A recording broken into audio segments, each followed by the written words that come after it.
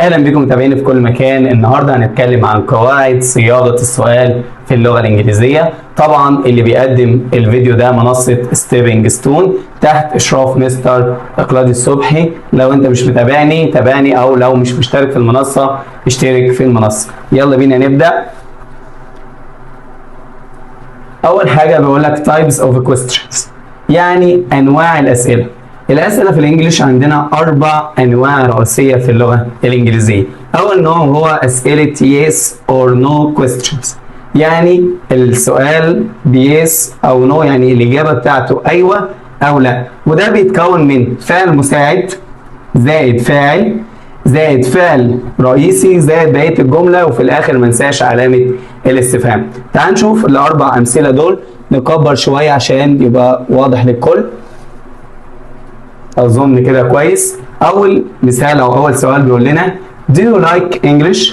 هل تحب اللغه الانجليزيه؟ فهنا انا بسالت بدو بعدها الفاعل you، يبقى do you like English يعني هل تحب اللغه الانجليزيه. السؤال الثاني بيقول لك did he arrive yesterday؟ هل هو وصل امبارح؟ فهنا بسال بدid بعدها الفاعل he، وهنا did عشان yesterday ماضي فاحنا اخترنا did الماضي. السؤال اللي بعده are you ready؟ هل انت مستعد؟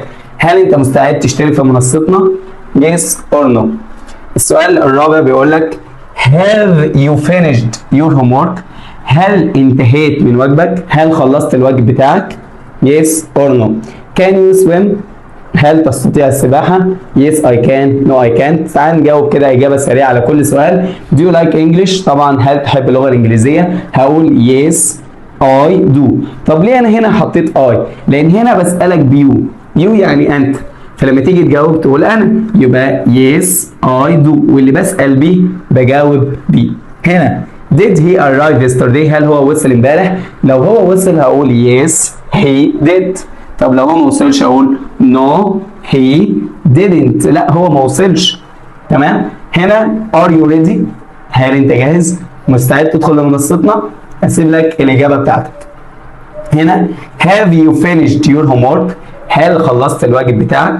لو انت خلصته هتقول yes I have، او ما خلصتوش هتقول no I haven't، لا انا ما خلصتوش. السؤال الرابع بيقول لك can you swim؟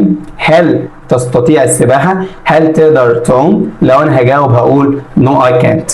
السؤال الثاني هو سؤال بأداة استفهام، وهنا الصيغة بتاعته بتكون أداة استفهام زائد فعل مساعد زائد فاعل زائد فعل رئيسي، وفي الآخر علامة استفهام. دايما لازم يبقى فيه أداة استفهام وفعل مساعد. هنا بنزود على السؤال بتاع يس أو نو بنزود أداة استفهام. طبعا هنا مستحيل نقول إن الإجابة تبقى بيس أو نو، لا هنا لازم تبقى سنتنس، يعني جملة كاملة. ولو أنت ما فهمتش أو مش عارف يعني سنتنس، في محاضرة عاملينها بالجملة أو إزاي أكون جملة، روح اسمعها. تعال نشوف، عملت لك جدول لأدوات الاستفهام، تعالى نشوفه كده شوية عشان نعرفه، نصغر شوية عشان يبقى الكلام واضح. هنا أول واحدة وأشهر واحدة اللي هي what معناها ما أو ماذا. لما أقول لك مثلا what are you doing؟ ماذا تفعل؟ أنت بتعمل إيه؟ فهنا what معناها ما أو ماذا. ولاحظ زي ما قلت لك what أداة الاستفهام بعدها الفعل المساعد are. هنا who دي معناها من. مين اللي عمل كده؟ ده طبعا سؤال عن الشخص العاقل. لما اقول لك مثلا who is your teacher؟ مين المدرس بتاعك؟ الثالثه where دي معناها اين، بتسأل عن مكان، هو كاتب لك للمكان اين. لما اقول مثلا where do you live؟ اين انت تعيش؟ I live in Egypt، انا بعيش في مصر، او انا اكون في مصر، او in Egypt على طول في مصر. ده بالنسبه لوير. when معناها متى، وهنا بسأل عن الوقت. لما اقول لك مثلا when will the class start؟ الدرس هيبدأ امتى او الفصل هيبدأ امتى، فانا بسأل بوين. اللي بعدها اللي هي why دي معناها لماذا، ليه، بتسأل عن سبب. لما اقول لك مثلا why are you late؟ انت اتأخرت ليه؟ تمام. دايما مصطحب ليها كلمة because. كلمة because معناها لأن، يبقى why معناها ليه، because معناها لأن. هنا which دي معناها مين فيهم أو أيهما. فهنا لما أقول لك مثلا which color do you prefer؟ أنهي لون أنت بتفضله؟ هتقول مثلا I prefer red، أنا بحب اللون الأحمر. يبقى هنا أنا بسألك أيهما، يعني أي منهم أنت بتحبه. نيجي لwhose. whose دي معناها ملك من أو لمن، دي بتاع مين. لما أقول لك مثلا whose book is this؟ الكتاب ده بتاع مين؟ تمام؟ الأخيرة ودي هنطول فيها شوية اللي هي how بتيجي وحدها بمعنى كيف أو الطريقة إزاي. لما أقول لك مثلا how do you go to school؟ كيف تذهب إلى المدرسة؟ يبقى هنا بتيجي وحدها بمعنى كيف أو كيف، يعني الطريقة بتاعة الفعل. لكن بتيجي أحيانا مرتبطة بحاجات، وتعال نشوفها. أحيانا بتيجي مرتبطة بكلمة many. how many معناها كم عدد، أنا بسأل عن عدد أو حاجة بقدر أعدها. لما أقول لك مثلا how many boxes do you have؟ أنت عندك كم كتاب؟ طيب بتيجي برضو بعدها كلمة much، وهنا بيسأل عن نوعين، عن كمية أو سعر. لما أقول لك مثلا how much is this shirt؟ التيشيرت ده بكام؟ فهنا بسأل عن سعر أو الثمن بتاع الحاجة. بتيجي بعدها كلمة how often. how often معناها كم مرة، يبقى أنا بسأل عن تكرار الفعل. زي لما أقول لك how often do you exercise؟ كم مرة تتدرب؟ أنت بتتدرب كم مرة؟ فهنا مثلا مرتين ثلاثة، فبقول مثلا I exercise twice a week، مرتين في الأسبوع. نيجي للنوع الثالث وهو السؤال المزيل أو السؤال التزايلي. يعني ايه كلمة مزيل أو تزايلي أو ليه سميناه بالاسم ده؟ عشان هو بيجي في الآخر. تمام؟ أهو بيقول لك إن المثال ده you are a student، أنت تكون طالب. aren't you يعني أليس كذلك؟ يعني مش كده، مش صح؟ تمام؟ المثال اللي بعده she doesn't speak French، هي لم تتحدث اللغة الفرنسية. does she أحقا ذلك، يعني مش كده صح؟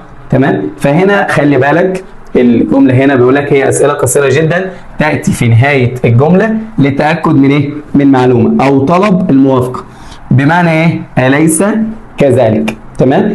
خلي بالك إن إذا كانت الجملة مثبتة يكون السؤال منفي، ولو كانت منفية يكون السؤال مثبت. يعني هنا are بجت aren't، هنا doesn't بجت does.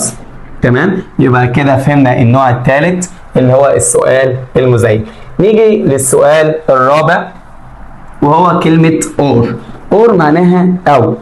هنا بخيرك بين حاجتين، يعني مثلا أقول لك تحب تشرب ده ولا ده، فبقول لك would you like tea or coffee؟ يعني أنت بتحب الشاي ولا القهوة؟ فأنا بفضلك بين حاجتين فبستخدم كلمة or. خلي بالك من الأخطاء اللي ممكن تجيلك أو ممكن تقع فيها. هنا بيقول لك في السؤال لازم نقدم الفعل المساعد على الفاعل. يعني لو هنا المثالين دول واحدة غلط وواحدة صح.